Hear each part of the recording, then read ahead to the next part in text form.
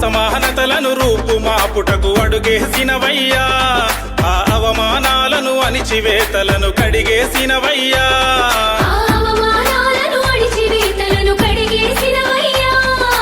చదువులతోనే రాత మారునని బీజం మీదయ్యా, ఆ చదువుల తల్లి సావిత్రమ్మకు మార్గం మీరయ్యా.